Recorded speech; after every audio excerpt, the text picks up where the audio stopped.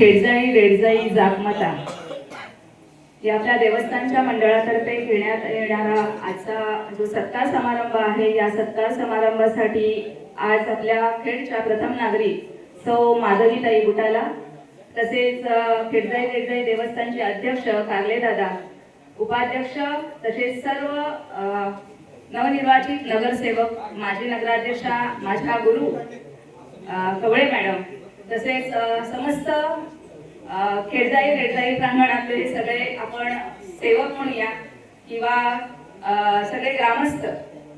खरं तर आज हा सत्कार समारंभ म्हटलं तर खूप म्हणजे जसं म्हटलं की हा देवीचा आशीर्वाद आहे.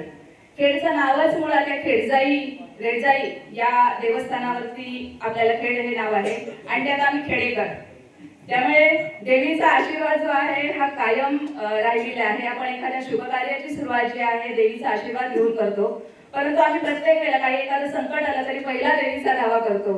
कारण या खेडजाई रेडजाईचं जसं मी म्हटलं की मी माहेर असे म्हणजे इथेच माझं माहेर आहे आणि सासरचं म्हटलं तर आम्ही मानकरी, त्यामुळे कायम खेडजाई रेडजाई जागमातेचा आशीर्वाद तसंच आपल्या याच्यामध्ये असणाऱ्या आपल्या महाकाली देवीचा आशीर्वाद हा कायमच राहिलेला आहे. मगाशी मंदारजी आपले म्हणाले की आपल्या खेडजाई रेडजाईचं मंदिराचा जीर्णोद्धार होणं गरजेचं आहे.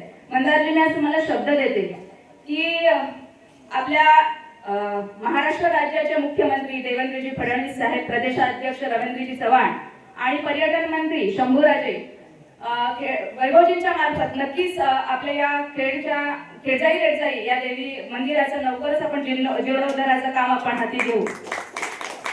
गेली सत्ता नव्हती. वैभवजी ज्या वेळेला नगराध्यक्ष होते किंवा 15 वर्ष गेली आपली सत्ता होती, त्यावेळेला आपल्या कोणतेही राज्यामध्ये म्हणजे खेडमध्ये सत्ता होती म्हणून राज्यामध्ये देशामध्ये सत्ता नव्हती, तरीही बरीचशी कामं आपण करत होतो. आता तर राज्यामध्येही सत्ता आहे आणि केंद्रामध्येही सत्ता आहे, त्यामुळे निधी हा आपल्याला मोठ्या प्रमाणामध्ये उपलब्ध होईल. या मंदिराचं काम करण्यासाठी आपल्याला कशा प्रकारे निधी मिळेल यासाठी नक्कीच आम्ही प्रयत्नशील असू.